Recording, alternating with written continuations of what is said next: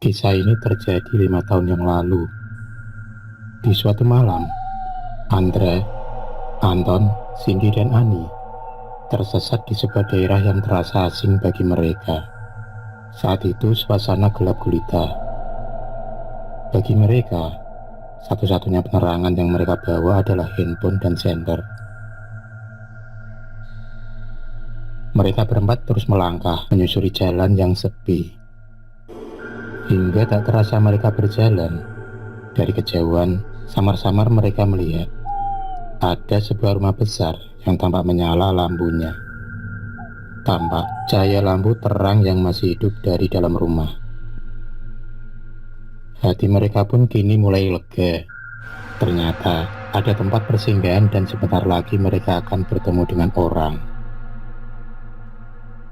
Mereka berempat terus melangkah menghampiri rumah besar itu. Tak lama kemudian, sampailah mereka di depan rumah besar itu. Tanpa pikir panjang, Andra segera mengetuk pintu rumah. "Permisi, permisi." Beberapa kali Andra mengetuk pintu rumah. Tak lama kemudian, pintu rumah pun terbuka dari dalam. Tampak di hadapan mereka berdiri seorang gadis cantik setengah baya. Gadis cantik itu pun mempersilahkan mereka masuk ke dalam rumah. Dengan senangnya, mereka mengikuti gadis itu masuk ke dalam rumah. Andra pun kemudian mengutarakan maksud dan tujuan mereka. Sang gadis cantik itu hanya tersenyum manis kepada mereka. Mendengar cerita Andra, gadis cantik itu pun memperbolehkan mereka berempat untuk menginap di rumahnya. Tetapi ia berpesan kepada mereka agar jangan menyentuh barang-barang dan mengambil barang di rumah itu. Gadis itu pun segera menunjukkan kamar mereka, dan setelah itu ia pergi melangkah menuju ke sebuah kamar.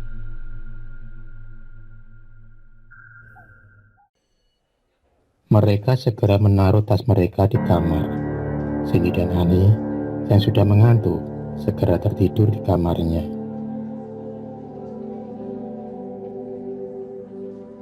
Andra dan Anton masih belum bisa memejamkan kedua matanya.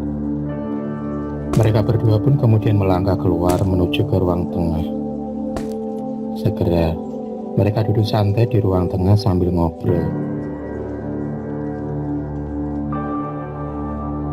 Andra segera menyalakan rokok yang dibawanya. Asap rokok pun mulai terlihat menggumpal berterbangan. Andra merasakan ada yang aneh di rumah itu. "Tom, kamu merasakan ada hal yang aneh nggak di rumah ini?" "Enggak, Andra. Biasa saja." Mereka bertiga terus mengobrol sambil menikmati nikmatnya rokok malam itu. Tiba-tiba perut Andra terasa lapar. Kemudian ia memberanikan diri melangkah berjalan menuju ke ruang belakang. Tampak beberapa hidangan makan yang berjajar. Anton terkejut saat melihat Andra tengah membawa 2 piring makanan dan 1 piring berisi ayam bakar. "Dra, jangan ambil sesuatu di rumah ini, Dra. Kamu tadi ingat gak pesan gadis pemilik rumah ini?" "Alah, gak apa-apa, Ton. Dia kan gak tahu. Udah, ayo kita makan." Akhirnya karena tergoda melihat ayam bakar, Anton pun segera ikut menyantap makan yang diambil Andre. Dengan lahapnya, mereka berdua menikmati makanan itu. Tiba-tiba, terdengar suara telepon berdering. Andre dan Anton kaget. Mereka berdua pun mencari arah dari mana suara itu datang. Terlihat telepon di atas sebuah meja berdering.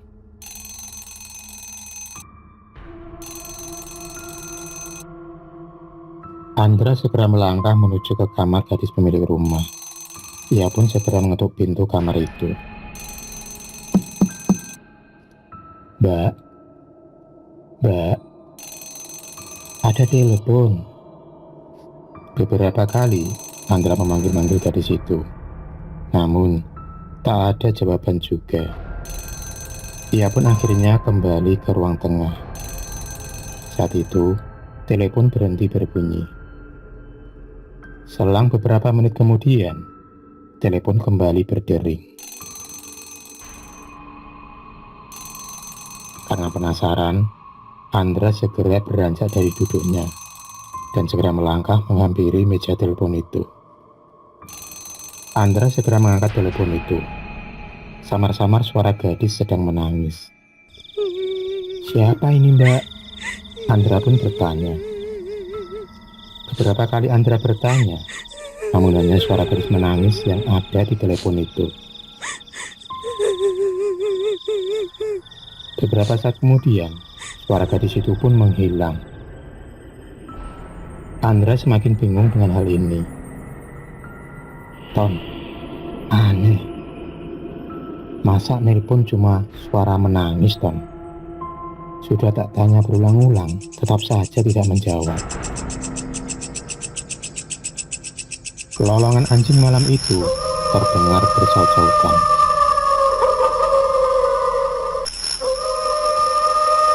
Suara itu menambah suasana malam itu bertambah mencekam. Tiba-tiba, terdengar suara petir yang menyambar dan diikuti dengan hujan yang turun lebat. Semakin lama, hujan semakin deras keluar. Hawa dingin mulai masuk ke dalam rumah. Dan tiba-tiba, nyala lampu di rumah itu mati padam semua. Suasana pun menjadi gelap gulita. Andri segera meraih senter yang tadi ia taruh di atas meja.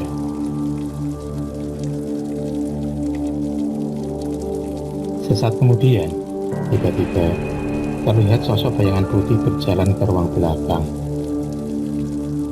Sesekali terdengar suara petir menyambar, dan belakang-belakang cahaya samar-samar kadang terlihat dari dalam rumah. Andri dan Anton yang penasaran segera beranjak melangkah mengikuti sosok bayangan tadi. Sesampai di ruang belakang, mereka berdua tidak melihat apa-apa. Tidak ada orang, Kondra. Tadi kan kita lihat sendiri kan, tadi ada sosok bayangan berjalan menuju ke belakang, Tom. Iya ya, aneh, Indra. Mereka berdua segera kembali melangkah ke ruang tengah. Tiba-tiba, Andra yang berjalan di belakang merasa ada yang mencekik lehernya. Sontak, Andra berteriak kaget dan berlari ketakutan. Anton yang kaget saat Andra berteriak juga ikut lari ke ruang tengah. Tiba-tiba, dari dalam kamar terdengar jeritan suara Cindy berteriak. Andre dan Anton tambah kaget lagi. Beberapa saat kemudian, terlihat Cindy dan Ani keluar berlari dari kamar mereka. Rupanya, saat mereka tertidur pulas, Cindy merasakan ada tangan yang menggerayangi tubuhnya. Namun, saat ia berteriak, sosok hitam itu menghilang.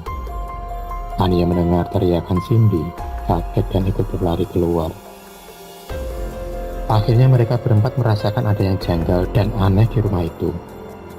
Pikiran was-was dan ketakutan kini berkecamuk dalam benak mereka.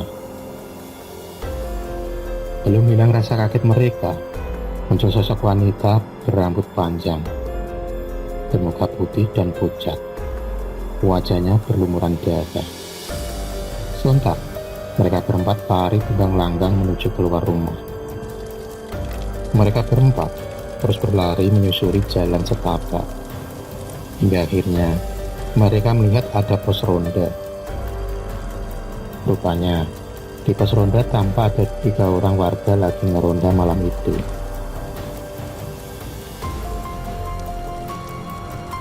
Saat itu kira-kira sudah pukul 2 malam. Tak lama kemudian, mereka pun sampai juga di pos ronda. Melihat mereka yang sedang ketakutan, ketika warga desa itu pun bertanya kepada mereka berempat.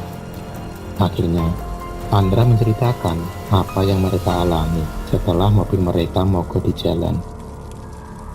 Mendengar cerita mereka, bapak-bapak yang lagi ngeronda itu akhirnya menceritakan tentang keangkeran rumah tua yang ada di pinggir desa itu.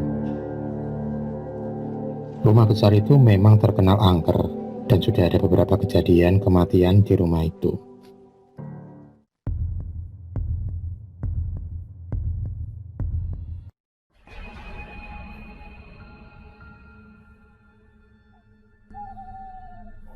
Terima kasih sudah menonton video cerita bergambar ini. Klik subscribe untuk terus mendapatkan video-video cerita bergambar selanjutnya. Semangat berkarya.